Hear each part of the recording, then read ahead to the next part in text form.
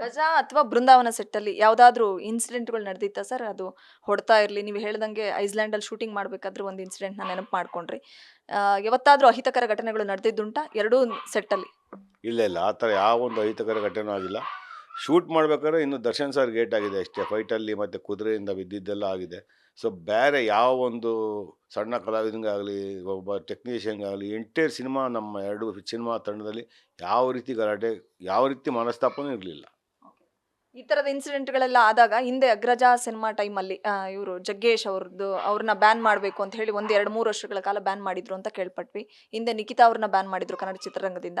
ಈ ಬ್ಯಾನ್ ಪ್ರಕ್ರಿಯೆ ಬಗ್ಗೆ ಕೆ. ಮಾದೇಶ್ ಅವರ ಅಭಿಪ್ರಾಯ ಏನು? ಬ್ಯಾನ್ ಮಾಡಬೇಕು ಅಂತಾರಾ ಅಥವಾ ಕಲಾವಿದರನ್ನ ಬ್ಯಾನ್ ಮಾಡಬಾರ್ದು ಅಂತಾರಾ? ತಮ್ಮ ಪರ್ಸನಲ್ ಒಪಿನಿಯನ್.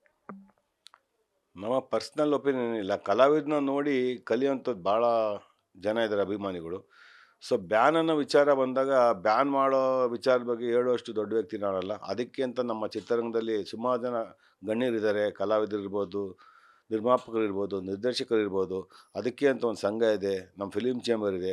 ಎಲ್ಲ ಅವರು ಒಗ್ಗಟ್ಟಾಗಿ ಕೂತು ಮಾತಾಡಿ ಅವ್ರೇನು ತೀರ್ಮಾನ ತಗೊಂತಾರೋ ಅದಕ್ಕೆ ನಾವು ಬದ್ಧವಾಗಿರ್ತೀವಿ. ಗ್ಯಾರಂಟಿ ನ್ಯೂಸ್, ಸುದ್ದಿ ಖಚಿತ, ನ್ಯಾಯ ನಿಶ್ಚಿತ.